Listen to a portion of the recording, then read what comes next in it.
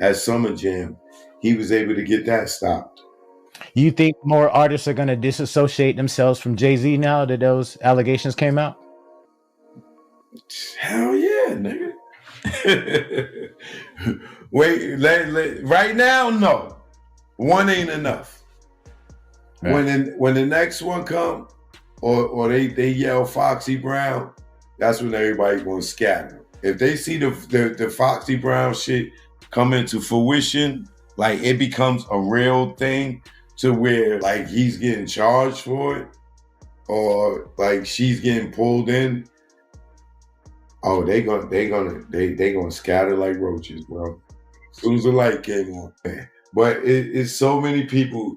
Like, I'm not gonna let them act like they not Jay-Z supporters. Like the Norries, the Bleaks, the Lenny S's, all of them. I'm on they asses. Y'all niggas better ride with this nigga all the way through till the wheels fall off. I want to see y'all, like, don't do them like they did Puffy. Like, even Jay, everybody did Puffy dirty. That nigga got locked up. That nigga Puff ain't got no friends, bro. You know what I'm saying? You went viral recently, Choke, man. A lot of bloggers was kind of taking some of your lines, man, and kind of running with it. And they were saying you were at the actually taping of Jamie Foxx's special. Yeah, I was there. Like, did he actually say that he was poisoned by Diddy? Yeah, he did. I don't know if he said the word poisoned by, but yeah, he said Diddy's the one that put him in the hospital, and he called the police on his ass. Now, damn, he was like dead ass serious, bro. Like, no cap. I thought he was serious. He didn't look like he was fucking joking to me. Like, then I saw his special, and ask anybody that went to the special. He had way more than 2 Diddy jokes. And especially he did 2 to 3 Diddy jokes. That nigga gave Diddy at least 40 minutes.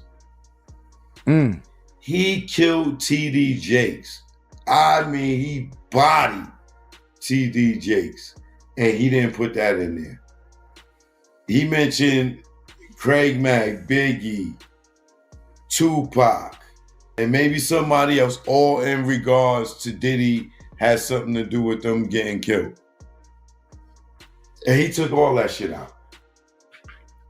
So all y'all out there talking about, oh, yo, Choke, while you lied on Jamie.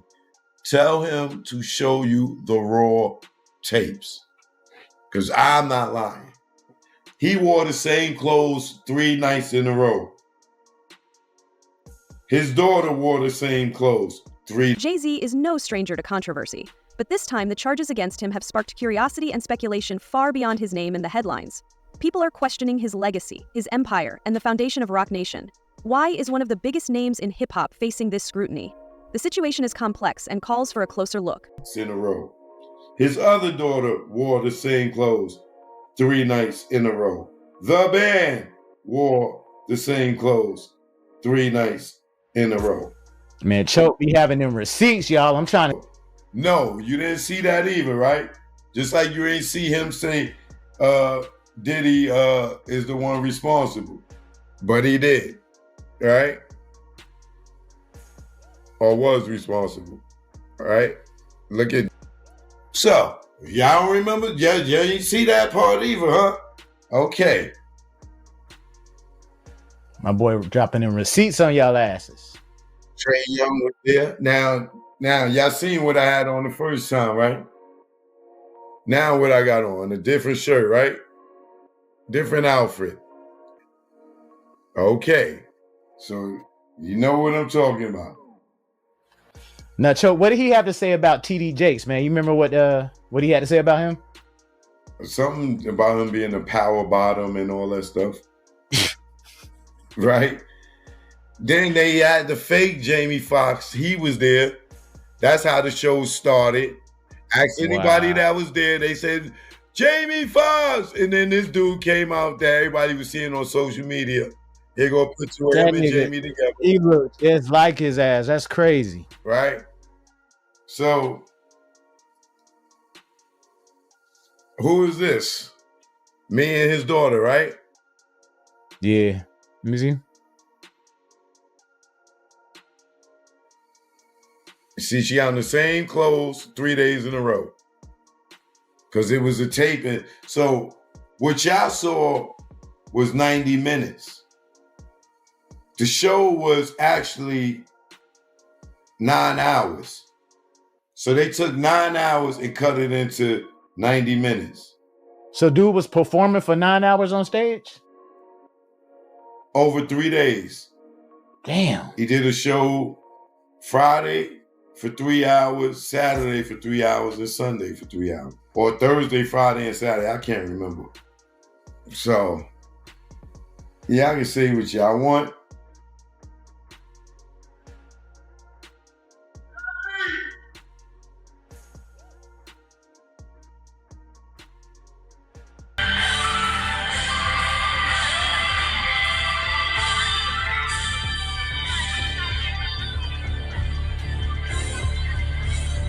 Don't tell me. And if y'all look in the audience, y'all see me sitting there. Right? Now look, let me show y'all something even for all those who talking about I lied. Let me show y'all something. Now, look, there go me in the crowd. Same show, right? How did I change my clothes? Right? Look. One thing they always gonna do is hate on you, bro. You know what I'm saying? They're gonna call you cat. These receipts show you. Oh, so I ran home, changed clothes, and came back. Like, yo, man, these people was funny, bro. Trust me. He said it. He cut TD Jake's ass up, my nigga. Yo. Oh, that's shocking. That's shocking. It was so much. Yo, trust me, the show was better live than it was what I saw on Netflix. Like right.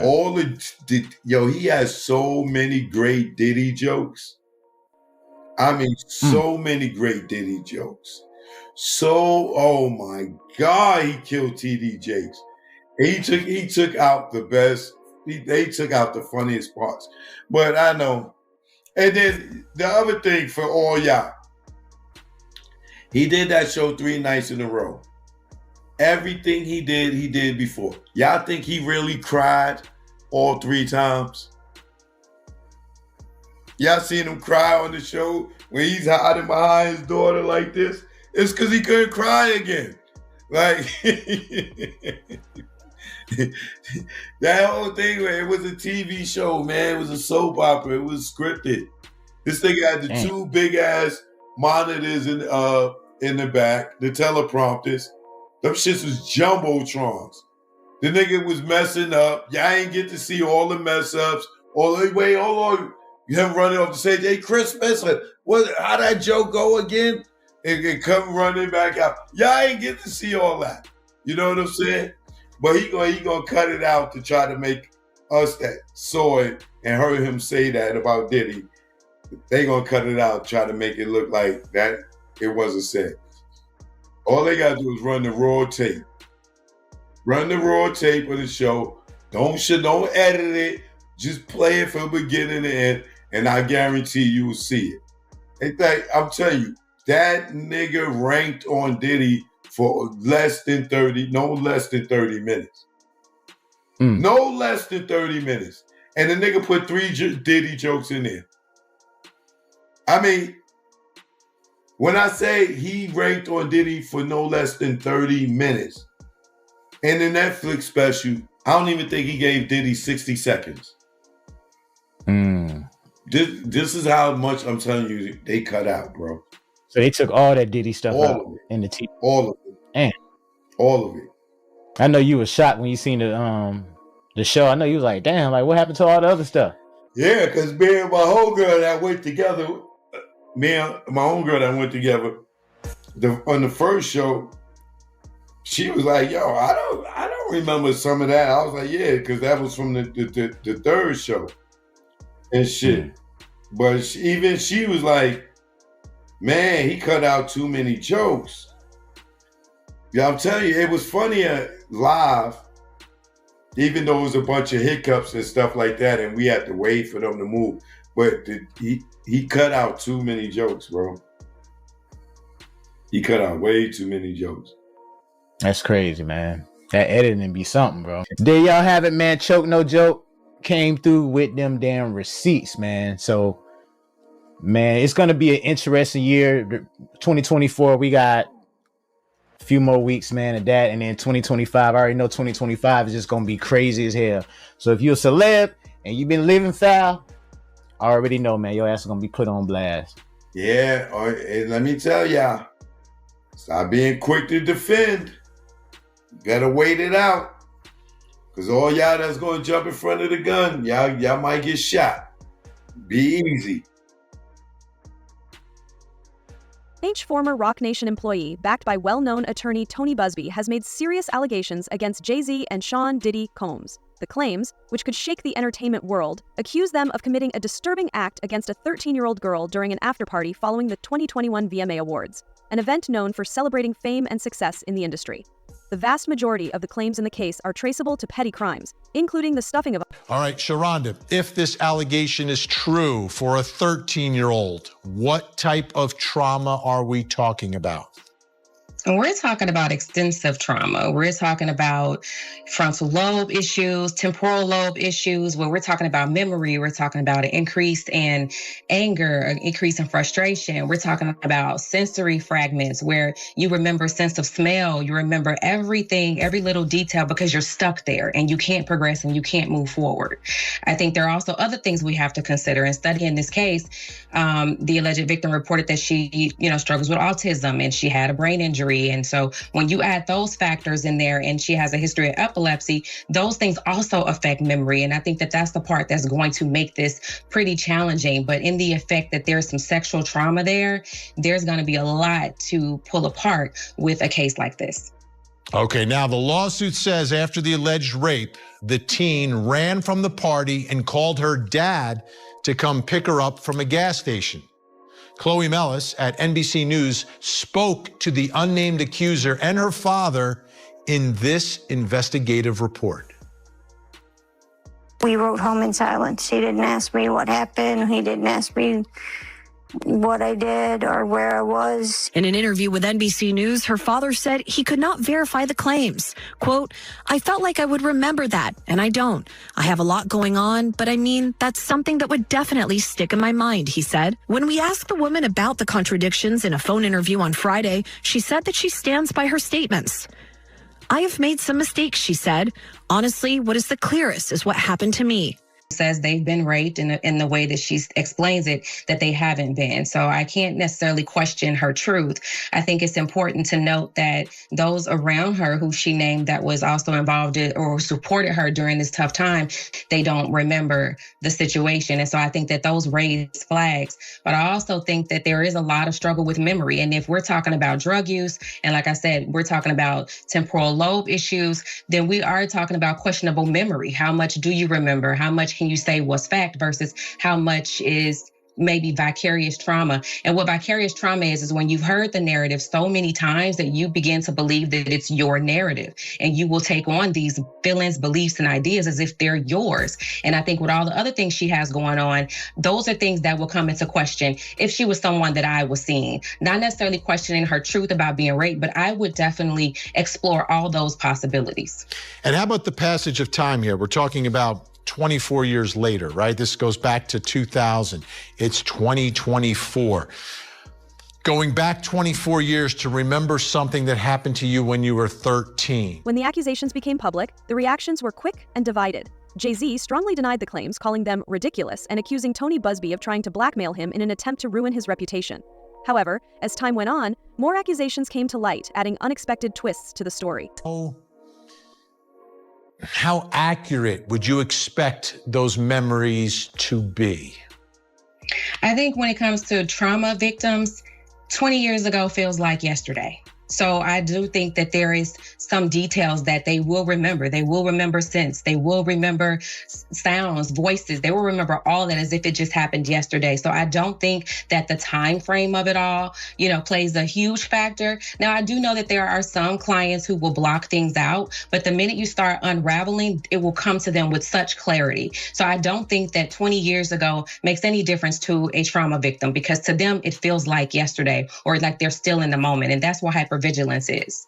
And is there any way from your perspective when you're talking to someone to work through to figure out what is an actual memory versus what is perhaps, your mind playing tricks on you or some impact from the trauma itself? Is there any way to peel back any of those layers, or is it just is what it is?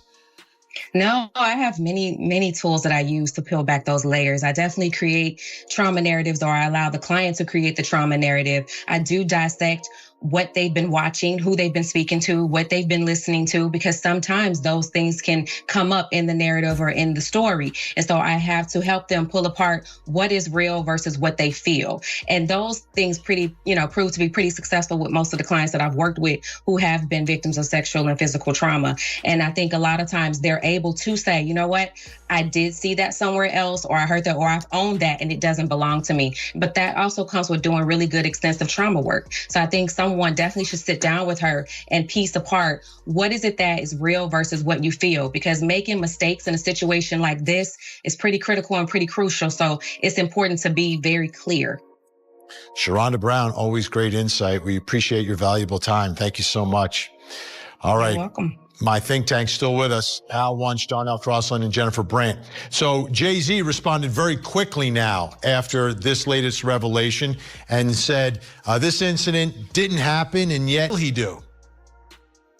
Well, I think at first he's going to disprove these claims and, and show that he wasn't there, or come up with some reason, why this is all false. And there are some inconsistencies in the story already. Whether he goes after her now, goes after the victim. According to Tony Busby, Jay-Z's organization has been using unethical and possibly illegal methods to discredit him. Busby, refusing to back down, has intensified his claims and is now targeting Roc Nation itself. He alleges that agents from Roc Nation posed as state officials, used fake badges, and tried to influence his clients. While it sounds like a plot from a crime thriller, these are the accusations presented in court. This is kind of what people have been waiting for. When Tony Busby came out at the beginning of October and he promised to name other people co-conspirators, the facilitators of foul play, he called them. Was that kind of what you were seeing online, just comments of, oh, okay, it's beginning? I think, since Diddy was arrested and the idea of his parties, people have been clamoring for additional names, other celebrities to now be pulled into that. And Jay-Z is one of the biggest celebrities so far. It's pulled into it. So yeah, people were kind of waiting for a moment like this. And if you listen to his lawyers, some of the things that they said that was pretty interesting is he's not a target. He's not a probe or things of this at the criminal investigation, because if he was a target, he would have received a target letter from the federal authorities saying, you come and sit down and talk to us. So his lawyer said, without saying, the federal government on the RICO allegations have never talked to Jay-Z. That's basically him saying, I already know nobody's looking at me criminally. Cheyenne, it's been said that Jay-Z personifies the American dream, his backstory, his rise. Just to reiterate how huge this is, talk about Jay-Z as a sort of cultural force. I think when you think of hip hop, rap, and music, it's Jay-Z that's been kind of there since, the 90s. Him and Diddy are the same age. They came up. And if you look at Jay-Z's influence today, the NFL, Roc Nation, he kind of touches every era of a mogul. He is a mogul in his own right. He's a billionaire. His wife, Beyonce, and him are a power couple. Their children are kind of, they're Nepo babies, but they're really well respected and admired within the industry across the world. And Jay-Z has gone from, a New York rapper to a very sophisticated mogul who is well respected across all industries. So for him now to be brought into this is kind of really shifting the plates of, the scope of these allegations and just who they can touch and at a seemingly untouchable level. Yeah, I just want to touch on a little bit there, the evolution of Jay-Z, because similarly to P. Diddy, he's had different personas. We've had Jigga Man, and that's maybe how you knew him at the beginning. But in recent years, I'm like past 8 years, he's really rebranded himself as, you know, the therapy with Beyonce, the talking about his mistakes in his marriage, the Black Billionaires Club, the Black Excellence, the philanthropy. And part of that, yes, how they've chosen to raise their children is very well respected. You know, Blue Ivy, they've spoken about her work ethic and her sort of having to go on tour with Beyonce and prove herself. It feels shocking, I think, to a lot of people that this version of Jay-Z, which is a very family-friendly version now. Busby claims that Roc Nation went too far, acted carelessly, and got caught on tape carrying out an illegal scheme. He says he has evidence to back this up, which, if true, could have serious consequences for Jay-Z, Roc Nation, and the entire entertainment industry. Busby even shared details on Instagram, describing how far Roc Nation allegedly went to undermine him. Is the one who's been hit with these allegations of sexual abuse. I mean, it's shocking. I mean, also, you have to remember, when they were coming up or in their 20s and 30s, we're all allowed to grow and to evolve and to be, you know, better versions of ourselves, especially as we, grow up. But it is just shocking. This allegation just popped up. And he goes back to like, look at what I've built. This is not my character. I'm heartbroken for my family. This does not align with my moral code. We have a code of ethics, and I would never hurt a or never hurt a child. So he's denied this like full-heartedly. There are a lot of questions that people have after reading the lawsuit, hearing about the lawsuit. Sean, I've just got to fire some at you because I'm a bit confused. The filing and then the refiling, is that a normal thing? What's going on with that? Yes and no. We have a statute that allows, when you're talking about sexual assault, you can file as a Jane Doe, or you don't have to name a person if you don't want to. Is it normal? No, but the law allows it. So, normally that does not happen. Now, one of the things that I think came out, Jay-Z's statement that flat out said, fair is fair. You're suing me. Let me know who my accuser is. Stop being anonymous. Show your damn face. Show yourself. Because in America, we are allowed to face our accusers.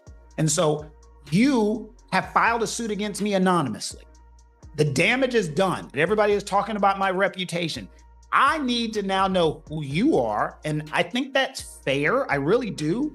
Because he should be allowed to do his research. Was this 13-year-old girl actually at the party? Was he there at the same time at the party? Where the heck were this person's parents? How can I fight these allegations if I don't know who you are? So, is it normal? Yes. Is it rare? Extremely. But sexual assault cases are different. So if they filed with Jay-Z listed as celebrity A. Yes. Right. So then yes, when they refiled and they added his name to it, are we to assume that is because they got more evidence? They felt more confident in their claim? Why would you do it then? Because they sent him a demand letter and they basically said, look, we're naming you in this lawsuit. We are suing you. If you want to keep your name out, pay us. And then Jay-Z, I'm assuming, sent him a letter back and said, I ain't paying y'all. What was the phrase? One red penny. Said, well, Jay-Z said, I'm not paying you, which means the settlement broke down is the easiest way to describe it. We tried to settle, it broke down, so I'm naming you in this lawsuit. Okay, but wait a minute, because Tony Busby said that they did not ask for money, they asked for mediation. Correct, a confidential mediation. They wanted to sit down together. They wanted to have a confidential mediation to see if they could settle. Okay. Mediation, is it a normal thing to ask for? Why? I'm trying to put myself in the mind of somebody who may possibly allegedly have suffered this. Mediation, why would you want that? In some states, it's not even that you want it, it's required. Like in our state, when we file a lawsuit, before you can get in front of a jury, you must tell the judge that we attempted to mediate and attempted to work this case out. You must do it. Okay, you said this is filed federally, but that doesn't mean it's filed criminally. No. If it's within the statute Tony Busby is not just an ordinary attorney looking for attention. He is a highly respected figure in the legal world, known for handling and winning big cases. He has defended some of the biggest names in Hollywood and beyond, and has a strong track record of uncovering abuse and corruption. When someone like Busby takes on a case, people take notice. This morning, rap mogul Jay-Z is denying allegations he sexually assaulted a 13-year-old girl alongside rapper Sean Diddy Combs. That civil lawsuit filed against Combs in October was amended Sunday to include Jay-Z. The accuser, identified only as Jane Doe, says she was sexually assaulted by both men at a Video Music Awards after party in 2000. In a blistering statement, Jay-Z accuses Jane Doe's attorney of trying to blackmail him. He said further, quote, "These allegations are so heinous in nature that I implore you to file a criminal complaint, not a civil one. Whomever would commit such a crime against a minor should be locked away. Would you not agree?" He added, "My only heartbreak is for my family. My wife and I will have to sit our children down, one of whom is at the age where her friends will see the press and ask questions about the nature of these claims and explain the cruelty and greed of people." Joining us now, Joey Jackson, senior legal analyst and criminal defense attorney and former prosecutor. There's a lot to unpack here. Joey, I want to start with just the statement from Jay-Z, which is so forceful in its denial. I just read a teeny part of it. It's long. Where he says that they should file a criminal complaint. Is that even possible at this point? So based on the allegations, Jessica, good morning. Good to see you. I think that it certainly could be. Why do I say that? Now, he, of course, is more than annoyed, would be an understatement. Yeah. He has a family and he has a lot to protect, including his brand. But to the extent that he's saying, hey, come after me criminally, that could be likely. Why do I say that? Because rape in New York, and what's alleged in this complaint, is forcible compulsion. What that means in English is that it's saying that he held her down, raped her, and that, of course, the allegation is that Mr. Combs did the same thing. And so if those facts are actually accurate, it would require an investigation by prosecutors. And if true, right, you could pursue it criminally. Now, with respect to the evidentiary value, yes, it happened 24 years ago, right? More than 24 years ago. But in the allegations, there's a few things. Number one, there's allegation that another celebrity was present at the time, right, in addition to other people.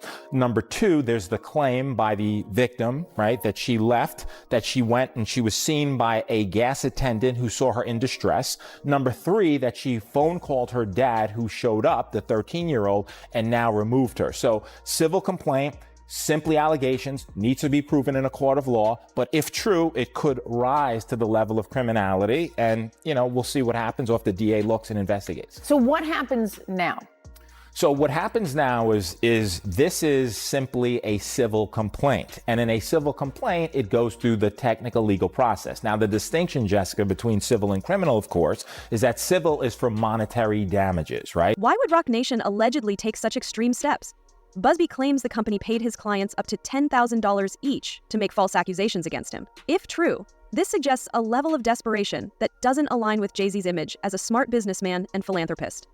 What could drive a powerful company like Roc Nation to take such a risky path? The system can only reward you with money. There's allegations that this 13-year-old is suffering from post-traumatic stress disorder, suffered depression, etc. So now you go to fact-finding, right? Before that, just briefly, there was a demand letter sent. And a demand letter is a letter being sent by a lawyer saying, hey, I don't have to sue you. We can sit, we can mediate it. If we reach an agreement, it never sees the light of day. Jay-Z saying, I don't care about your demand letter. I look at it as blackmail. You want to sue me, sue me. You want to look at it criminally, look at it criminally, but it'll go through the fact-finding process. If a trial is necessary to determine the facts, that's what will happen, but it'll be deemed civil. No indication at this point as to whether or not any criminal investigation will ensue as a result of this. Yeah, and Jay-Z came back incredibly forcefully against these allegations and really singled out that attorney as well for being, I'm paraphrasing here, but greedy, saying he's out to get money and calling that letter essentially blackmail. Yeah,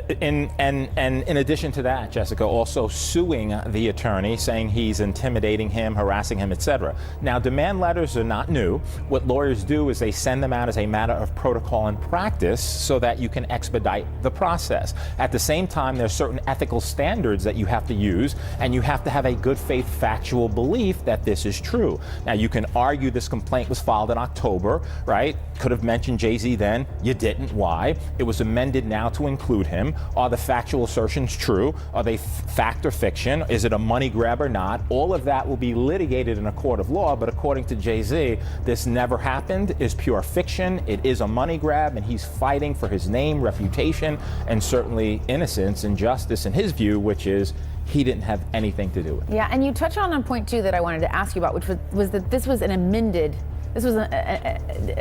to this already existing lawsuit.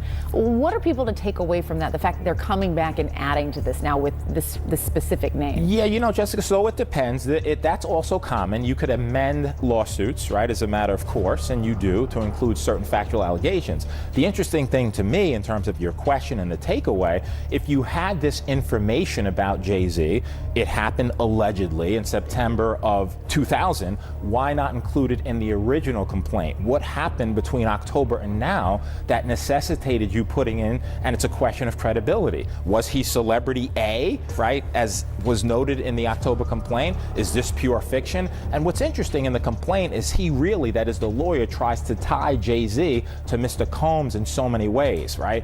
Birds of a feather is the argument that he's making. You can make that argument, you need the facts to sustain it. Let's see if they come up with any facts. Yes, all right, we will see. All right, Joey Jackson, thanks so much. Jay-Z has built an empire that includes music, fashion, sports management, and more, representing success, ambition, and the American dream. However, accusations like these could damage the carefully built image he has created. This seems to be about control, not just money or reputation.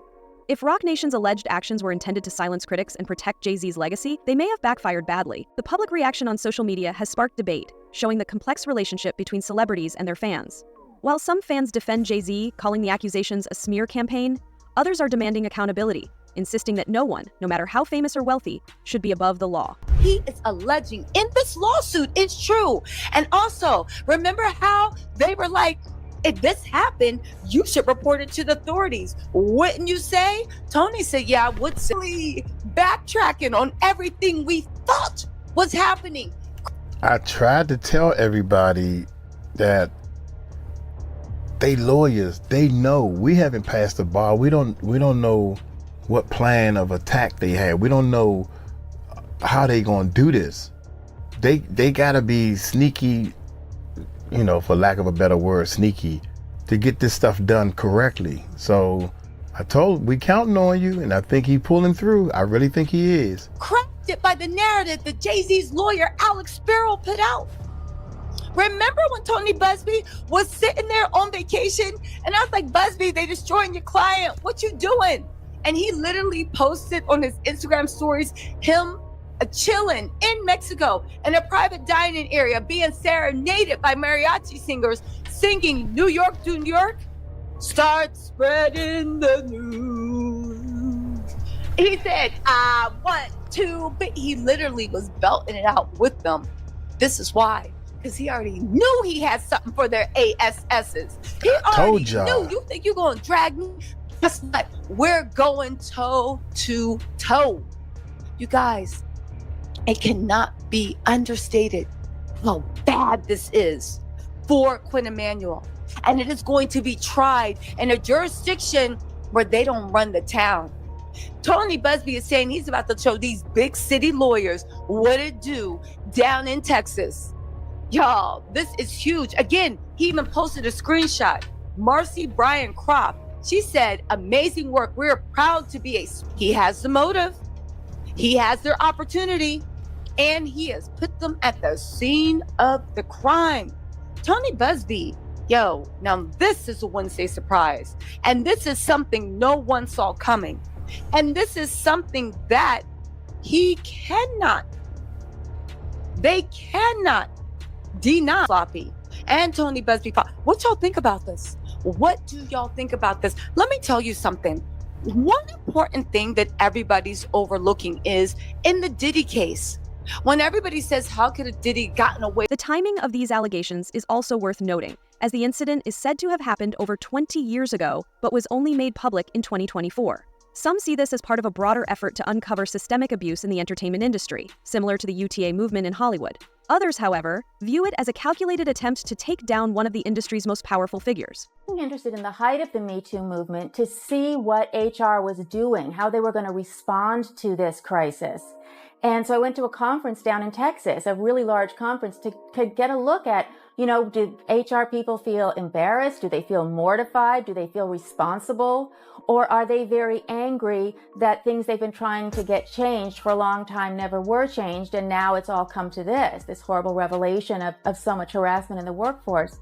But I was very interested to see that they were not at all feeling responsible, not at all really feeling connected to the problem. Ever since Anita Hill, we've built up the idea that HR is what's going to help and HR is what's going to solve the problem. We don't have any evidence that it does. We have a lot of evidence that it does the opposite. Are sort of ridiculous. They don't bear any relation to what really happens in an office. And people think that's just what HR must think is the best way to stop this harassment. But those training films do almost nothing to stop the harassment. What they do is put everyone on warning who might harass someone that you will have broken company policy if you do this. We're not going to support you if you do this. And ultimately, it starts a whole paper chain that, again, can protect the company legally, because they can say, well, we told this guy not to do it. We showed him these movies 3 different times. We've got his signature on 3 different forms. And so all of that time that's being spent that feels like it must be. It's important to remember the human side of this story. At the heart of it is a young girl who may have been the victim of sexual assault. Regardless of whether the accusations are true, the discussions they have started about power, privilege, and accountability are necessary and long overdue. The focus should be on seeking justice, uncovering the truth, and holding those responsible accountable. The service of protecting people from sexual assault or sexual harassment at work oftentimes is really protecting the company from the long-term consequence of that harassment. I think that everybody has the general understanding that HR is there for the company more than for the worker. We understand that in the abstract. But when you're really on the job and you kind of get to know your HR representative, often she's someone who helps you in all sorts of ways and gets you the benefits that you want and helps you to figure out things in your personal life. You end up oftentimes feeling that she really is on your side. And in reality, she's there as the end product of thousands and thousands of hours of lawyers figuring out a system that protects the company, both from the person who would do the sexual harassment and from the woman who would complain about it and who might later be able to sue. She may be a trustworthy person, but she's a trustworthy person within the frame of her job responsibilities. And her first allegiance is to her boss and to her company. So she's going to execute the ideas from on high. HR is in the very middle of the Me Too issue. When it comes to women, work, and sexual harassment, most American women are going to be involved in one way or another with HR. And unfortunately, it doesn't work very well. And women are going to have to start putting some pressure on companies to say, this system just doesn't work for us.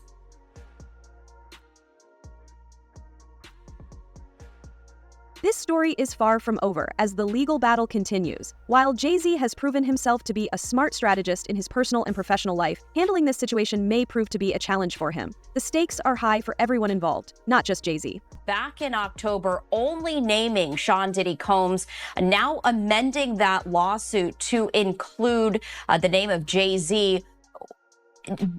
Initial reactions to this, does that shock you? And from your legal perspective, why might this change have occurred?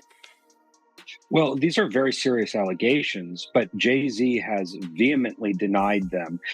We have been seeing this trend since the criminal case was brought. There has been this influx of allegations from civil attorneys bringing civil lawsuits, looking for a really gigantic amount of money from both Diddy as well as those that they say were involved. One of the trends that I think is very concerning is this idea that they name an unnamed individual and then they send essentially a demand to their representatives and to them individually for some sort of settlement prior to them revealing the name. Can they resolve that? And it appears here with Jay-Z that this type of demand went to Jay-Z. He said he's not paying a penny.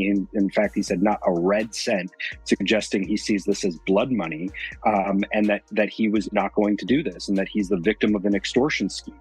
That could be the case, and that could be something that as time goes by, we see more information about whether these allegations really were founded in sufficient truth to bring them forward in the first place. So what are the next steps now that Jay-Z's name is connected with the lawsuit against Diddy? What happens legally?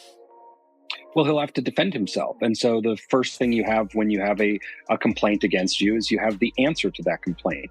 There may even be legal avenues that they can take to try to quash the complaint or complain about something having not been done correctly, but he'll have to answer to it, deny those allegations to the extent that he's able to do so, just as he's been doing in the media. So this will be something that goes on for an extended period of time, but this will come down to the facts and potentially testimony about what did or didn't happen.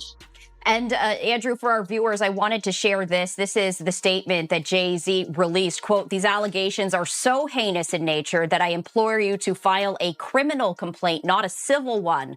Whomever would commit such a crime against a minor should be locked away. Would you not agree? These alleged victims would deserve real justice if that were the case. This lawyer, who I have done a bit of research on, seems to have a pattern of these types of theatrics." And so, Andrew, taking a look at this, and also, I did also want to ask. Only time will tell the answers to these questions, but one thing is clear. The world is watching. In a time when information spreads quickly, public opinion can be as powerful as the law. What will this mean for Roc Nation, Jay-Z's legacy, and the entertainment industry as a whole? You know, when it comes to the alleged victim, the person who is filing this lawsuit, right now, this is a Jane Doe situation. Is there any circumstance where a judge would compel this individual to reveal her identity or their identity publicly because of the high-profile nature and the seriousness of these allegations? Well, to kind of piece that apart, first, Jay-Z says, bring this in criminal court. Well, we have to note that the DOJ has not named him, has not brought those allegations. And I think that they would be very interested in a case like this if there were actual criminal acts that occurred. So you have to wonder why this hasn't been handled criminally to start with. The standard in a civil court is much lower than in a criminal court, beyond a reasonable doubt in a criminal court, preponderance of the evidence in a civil court. As for the name of the victim and whether she can remain a Jane Doe or whether that will come out as her actual name, there is precedent for both being the case. And it deals with a number of factors concerning the publicity, the ability to defend yourself, the ability to rebut things in public. So there have been folks who have been forced to reveal their names in the Diddy case so far. And also many people are going by the Jane Does. So we'll see what happens, but there will be a point of reckoning where that story will have to be told in an open courtroom with a jury and determinations made if this pursues itself all the way to the end.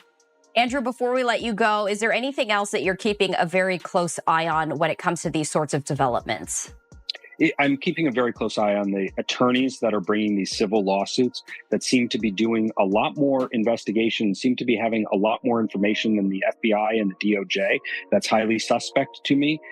There is certainly a large financial interest in what's happening with these lawsuits and the position Diddy's in. So I think that it's very important to maintain the presumption of innocence with folks that are being accused. Obviously, people are very curious about what's happening, and we want to make sure that anybody who violated children or committed any types of crimes are held responsible. But we have to have responsibility in the presumptions of innocence versus the salaciousness of these stories and the sprint to presume guilt. As the pressure builds, everyone is watching Tony Buzbee to see what he will do next. Will he reveal the evidence he claims to have? Will the alleged tape surface? And if so, what will it show? How will Jay-Z respond? These are the questions on everyone's mind, and the answers could change everything. Whether you're a fan of Jay-Z or not, this story is about more than just one man or company.